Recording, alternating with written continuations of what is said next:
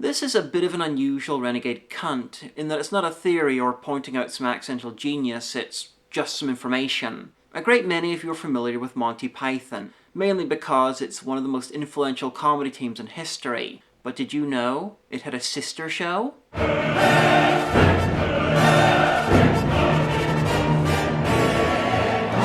That sister show was The Goodies, and I'll be controversial and say The Goodies was overall better than Monty Python's Flying Circus. But first, some backstory. The Goodies, Tim Brooke-Taylor, Graham Garden and Bill Oddie met at Cambridge University. They attended with John Cleese, Graham Chapman and Eric Idle, and they all became friends. Cleese and Taylor even studied together. All of them were members of the university's renowned theatrical club, the Footlights.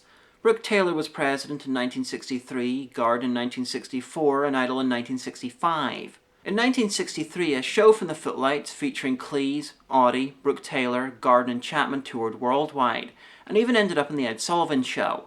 The show led to a radio series, I'm Sorry I'll Read That Again, and multiple TV shows like At Last the 1948 Show, How to Irritate People and Broaden Your Mind, each of them taking a step towards what would one day become Monty Python's Flying Circus. Python was born when Cleese, Idle and Chapman, the Cambridge set, teamed up with Michael Palin and Terry's Jones and Gilliam. Jones and Palin had been to Oxford.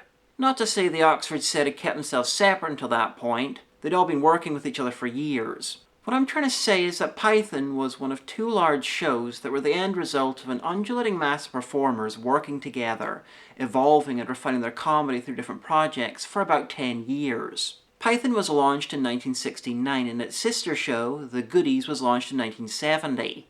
Where Python was a sketch show that surreally played with structure, The Goodies was nominally a sitcom. It featured Brooke-Taylor, Oddie and Garden as caricatures themselves. Brooke-Taylor was an upper-class twit, Oddie was an anarchist, and Garden was a mad scientist. And the setup was that they'd do anything they were hired for, which would result in about 30 minutes of sitcomedy where one would go evil, there'd be some silent comedy chases, and Bill Oddie would provide some tunes. I realise this makes it sound crap, but it's really not. Where Python concentrated on breaking the rules of traditional sketch comedy, on broadening what people thought comedy was, The Goodies concentrated purely on quality, which results in a show that's perhaps less interesting, but is usually more consistently funny. Plus The Goodies would put most of their occasionally mind-melting surrealism into the silent sections, which at times were like Benny Hill as directed by Terry Gilliam, when he was an animator. Partially because The Goodies were less experimental than Python, they didn't get the same outsider cred as them, and where Python burned out after only a few years, The Goodies lasted until 1982, where they finally stopped because of budget issues. They were very popular at the time, more so than the Pythons. They fell out of popularity as Python's cult status grew and they became the gold standard of 70s surreal comedy. There's a few reasons for this. The Goodies was always more pop-oriented than Python, more contemporary so it dated quicker. Their fan base was generally younger, they even had pop hits, but the nail in the coffin was that unlike most successful shows of the era, The Goodies never received reruns on the BBC. Ironically, Python spent much of its career evolving into what The Goodies started out as, a long-form comedy narrative that included bizarre and surreal stuff. Anyway, how close were the two projects? Well, from what I've read, Brooke-Taylor came very close to being a member of Python. Apparently he wasn't because he wasn't much of a writer. Taylor even appeared in the original Four Yorkshiremen sketch on At Last the 1948 Show, which Python would later do its own version of. Mr. Gumby, one of Python's mascots, and Cleese had cameos in episodes of The Goodies, and if you cast your mind back to the Upper Class Twit of the Year show from Monty Python, you'll remember that one of the twits was called Gervais Brookhamster, and there's no way that's not a reference to Tim Brooke-Taylor. After the show's cancellation, the trio did voices for the kids' show Banana Man. Garden and Brooke-Taylor continued to work in comedy, having starred in I'm Sorry I Haven't a Clue on the radio since 1972, while Bill Oddie retired from comedy to concentrate on wildlife, mainly bird watching. You can see him being unfunny in one of Spoonie's videos. While you're playing, British birder and TV star Bill Oddie and renowned bird tour leader Peter Alden will introduce you to a lighthearted view of birders and birding. I refuse to believe there's a bird identification gaming enthusiast demographic. They might be mainly forgotten now, they might never escape their big sister's shadow, but the Goodies have one thing Python don't. Someone literally died laughing watching one of their episodes.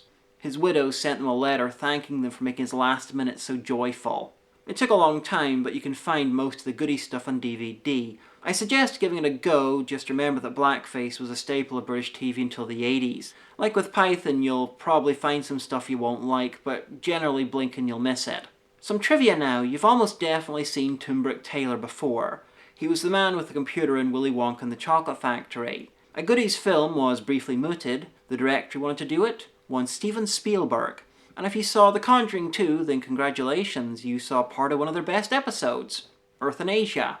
It was on the TV. They had the scenes in the wrong order though. If you want some episode suggestions, here's a few of my favourites. The aforementioned Euthanasia. It's done in real time as the UN announces it's going to blow up the world, in about 20 minutes. Gender education. The Goodies are hired by a moral guardian to make a sex ed film, and Bill ends up in charge of British TV. And the amount of dominatrixes and murder skyrockets. The movies. The Goodies buy the UK film industry. All of it. And decide to make their own films, leading to a brilliantly bonkers sequence where they each try to make a different film, in a different genre, on the same set at the same time. Bigfoot, where the Goodies go searching for the legendary Arthur C. Clarke, but instead find evidence for Bigfoot. Kung Fu Capers, Bill reveals that he's a master of Eki Thump, a Lancastrian martial art, becomes world famous and decides to take over the world. This also includes my favourite all-time Goodies sight gag. Look at that. Is that not amazing? That is a joke that should be used over and over and over again. Saturday Night Grease, which somehow manages to merge both Saturday Night Fever and Grease. And finally, the most famous episode, Kitten Kong, where Graham's growth formula is eaten by a kitten, which proceeds to lay waste to London.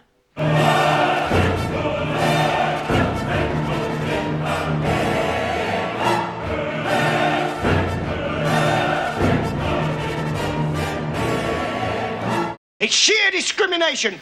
We men aren't good enough. Neither are big men.